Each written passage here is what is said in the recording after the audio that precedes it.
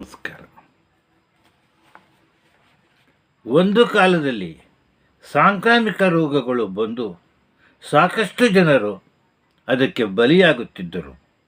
ಅದಕ್ಕೆ ಸೂಕ್ತವಾದ ಮದ್ದಿಲ್ಲದೆ ಜನ ವಿಲವಿಲ ಒದ್ದಾಡುತ್ತಿದ್ದರು. ಇದಕ್ಕೆ ಸೂಕ್ತ ಪರಿಹಾರವನ್ನು ಕಂಡುಹಿಡಿದ ಗೌರವ ಅಲೆಕ್ಸಾಂಡರ್ ಫ್ಲೆಮಿಂಗ್ಸ್ ಅವರಿಗೆ ಸಲ್ಲುತ್ತದೆ. ಈ ದಿನ ನಾವು ಈ ಪೆನ್ಸಿಲ್ನ ಜನಕರಾದ ಅಲೆಕ್ಸಾಂಡರ್ ಫ್ಲೆಮಿಂಗ್ ಬಗ್ಗೆ ಸ್ವಲ್ಪವನ್ನು ತಿಳಿದುಕೊಳ್ಳೋಣ. ತಮಗೆ ತಿಳಿದಿರುವಂತೆ ನಾನು ತಮ್ಮೆಲ್ಲರ ಪ್ರೀತಿಯ ಬರಹಗಾರ ಒಂದಗದ್ದೆ ಗಣೇಶ್. ದಯಮಾಡಿ ಈ ಕಥೆಯನ್ನು ಕೇಳಿದವರು ಇದಕ್ಕೊಂದು ಲೈಕ್ಸ್ ಕೊಟ್ಟು ಸಬ್ಸ್ಕ್ರೈಬ್ ಮಾಡಬೇಕಾಗಿ ಕೇಳಿಕೊಳ್ಳುತ್ತಿದ್ದೇನೆ. ಈಗ ನಾನು ಓದುತ್ತಿರುವ ಕಥೆಯ ಹೆಸರು ಪೆನ್ಸಿಲಿನ ಜನಕ ಅಲೆಕ್ಸಾಂಡರ್ ಫ್ಲೆಮಿಂಗ್. ಅಲೆಕ್ಸಾಂಡರ್ ಫ್ಲೆಮಿಂಗ್ ಅವರು 1881 ಆಗಸ್ಟ್ ತಿಂಗಳಿನಲ್ಲಿ ಸ್ಕಾಟ್ಲೆಂಡ್ನ ಫ್ಲೆಮಿಂಗ್ಲೋಷನ್ ಎಂಬಲ್ಲಿ ಜನಿಸಿದರು.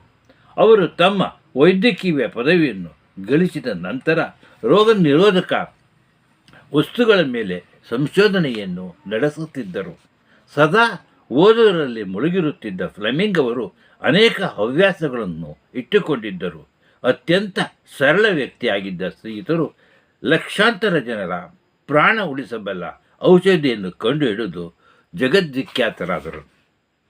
ಒಮ್ಮೆ ಫ್ಲೆಮಿಂಗ್ರವರು ಜೀವಾಣು ನಿರೋಧಕಗಳ ಕುರಿತು ಪ್ರಯೋಗವನ್ನು ಮಾಡಲು ಅಡುಗೆ ಮನೆಯಲ್ಲಿ ಬಳಸುವ ತಟ್ಟೆಯೊಂದನ್ನು ಉಪಯೋಗಿಸುತ್ತಿದ್ದರು. ಒಂದು ದಿನ ಆ ತಟ್ಟೆಯನ್ನು ಮುಚ್ಚಲಿಲ್ಲ. ತಟ್ಟೆಯಲ್ಲಿ ಸೋಂಕು ಗಾಯಗಳ ಲೋಳೆ ಪದಾರ್ಥ ಇತ್ತು. ಆದರೆ ಮಾರನೆಯ ದಿನ ಅಲ್ಲಿ ಅಪರೂಪದ ಬೂಸ್ಟ್ ಕಣಗಳು ಬೆಳೆದಿದ್ದವು. ಎಲ್ಲೆಲ್ಲಿ ಈ ಬೂಸ್ಟ್ ಕಣಗಳು ಬೆಳೆದಿದ್ದವೋ ಅಲ್ಲೆಲ್ಲ ಜೀವಾಣುಗಳು ಸತ್ತು ಬಿದ್ದಿದ್ದವು. ಫ್ಲೆಮಿಂಗ್ ಅವರು ಬಹುಶಃ ಬೂಸ್ಟ್ ಕಿಟಕಿಯೊಳಗಿನಿಂದ ಹಾಯ್ದು ಬಂದ ಬೀಜ ಕಣಗಳ ಪರಿಣಾಮ ಅವು ಸಾಯುವುದಕ್ಕೆ ಕಾರಣವಾಗಿರಬೇಕೆಂದು ಊಹಿಸಿದರು. ಹಾಗಾಗಿ ಅವರು ಪ್ರತಿನಿತ್ಯ ಅದರ ಬೆಳವಣಿಗೆಯನ್ನು ಪರೀಕ್ಷೆ ಮಾಡತೊಡಗಿದರು. ಕಡೆಗೆ ಅದಕ್ಕೆ ಆ ಬೂಸ್ಟ್ ಒಳಗಿರುವ ದ್ರಾವಣವೇ ಕಾರಣ ಎಂಬುದಾಗಿ ಅರಿತುಕೊಂಡರು. ಯಾವಾಗ ಈ ಅರಿವು ಮೂಡಿತೋ ಆಗ ತಾವೇ ಬೆಳೆಸತೊಡಗಿದರು. ನಂತರ ಈ ಬೂಸ್ಟಿನ ದ್ರವವನ್ನು ತೆಗೆದುಕೊಂಡು ಬ್ಯಾಕ್ಟೀರಿಯಾ ಅಥವಾ ಜೀವಾಣುಗಳ ಮೇಲೆ ಪ್ರಯೋಗ ಮಾಡಿದರು. ಅವೆಲ್ಲವೂ ನಾಶವಾಗಿರುವುದನ್ನು ಗಮನಿಸಿದರು. ಆಗ ಈ ಬೂಸ್ಟ್ ಜೀವಿಗಳ ಬೆಳವಣಿಗೆಗೆ ಮಾರಕವಾಗಿವೆ ಎಂಬುದು ಅವರಿಗೆ ಖಾತ್ರಿಯಾಯಿತು. ಬೂಸ್ಟಿನಿಂದ ಈ ರೀತಿ ಪಡೆದ ದ್ರಾವಣಕ್ಕೆ ಫ್ಲೆಮಿಂಗ್ ಅವರು ಪೆನ್ಸಿಲಿನ್ ಎಂದು ಹೆಸರಿಟ್ಟರು. ಈ ರೀತಿಯಲ್ಲಿ ರೋಗಕಾರಕ ಜೀವಿಗಳ ನಾಶಕ್ಕೆ ಪೆನ್ಸಿಲ್ ಮುಂದಿನ ದಿನಗಳಲ್ಲಿ ಬಳಕೆ ಮಾಡಲು ಪ್ರಾರಂಭವಾಯಿತು. ಪೆನ್ಸಿಲಿನ್ ದುರ್ಬಲ ದ್ರಾವಣ ಕೂಡ ಬ್ಯಾಕ್ಟೀರಿಯಾ ಬೆಳವಣಿಗೆಯನ್ನು ತಡೆಯುತ್ತದೆ. ಆದರೆ ಅದನ್ನು ಪ್ರಯೋಗದ ಸಮಯದಲ್ಲಿ ಇನ್ಯಾವುದರ ವಸ್ತುವಿಗೆ ಪರಿವರ್ತಿಸಿದಾಗ ಅದು ತನ್ನ ಮೂಲ ಗುಣವನ್ನು ಕಳೆದುಕೊಳ್ಳುತ್ತಿತ್ತು. ಹಾಗಾಗಿ ಪೆನ್ಸಿಲಿನ ಅಧ್ಯಯನ ತಾತ್ಕಾಲಿಕವಾಗಿ ಅಲ್ಲಿಗೆ ನಿಂತಿತ್ತು. ಆದರೆ ಇತ್ತೀಚೆಗೆ ಅಂದರೆ 1938ರಲ್ಲಿ ಆಕ್ಸ್ಫರ್ಡ್ ವಿಶ್ವವಿದ್ಯಾಲಯದ ಹೋವರ್ಡ್ ಫೋರೆ ಮತ್ತು ಎನ್ಚೆಸ್ ಚೌನ್ ಇವರಿಗೂ ಈ ಸಂಶೋಧನೆ ಮಾಡಿ ಘನೀಕೃತ ಪೆನ್ಸಿಲನ್ನು ಔಷಧಿಯನ್ನಾಗಿ ಉಪಯೋಗಿಸಬಹುದು ಎಂಬುದನ್ನು ತಿಳಿಸಿಕೊಟ್ಟರು. 1940ರ ವೇಳೆಗೆ ಪೆನ್ಸಿಲನ್ನು ಚುಚ್ಚುಮದ್ದಿನ ರೂಪದಲ್ಲಿ ಬಳಸಬಹುದು ಎಂಬುದನ್ನು ತೋರಿಸಿಕೊಡಲಾಯಿತು.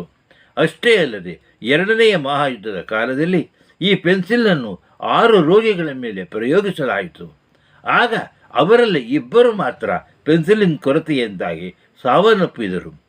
ನಂತರದ ದಿನಗಳಲ್ಲಿ ಈ ಜೀವ ನಿರೋಧಕ ಪೆನ್ಸಿಲನ್ನು ಹೆಚ್ಚಾಗಿ ಉತ್ಪಾದಿಸಲಾಯಿತು.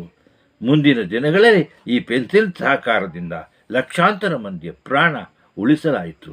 ಫ್ಲೆಮಿಂಗನು ಪೆನ್ಸಿಲಿನ್ ಎಂಬ ಹೆಸರಿನಲ್ಲಿ ಒಂದು ಮಹಾಗ್ರಂಥವನ್ನೇ ಬರೆದಿದ್ದಾನೆ. ಈ ಪೆನ್ಸಿಲಿನನ್ನು ಮಾನವರ ರಕ್ತದೊಳಗೆ ಡಿಫ್ತೀರಿಯಾ, ನ್ಯೂಮೋನಿಯಾ, ಗಂಟಲು ಕೆರೆತ ಮುಂತಾದ ಅಂಟು ರೋಗಗಳಿಗೂ ಮತ್ತು ಹಲವಾರು ಕಜ್ಜಿ, ಗಾಯ ಮುಂತಾದ ರೋಗಗಳಿಗೂ ಔಷಧಿಯನ್ನಾಗಿ ಬಳಸಬಹುದು.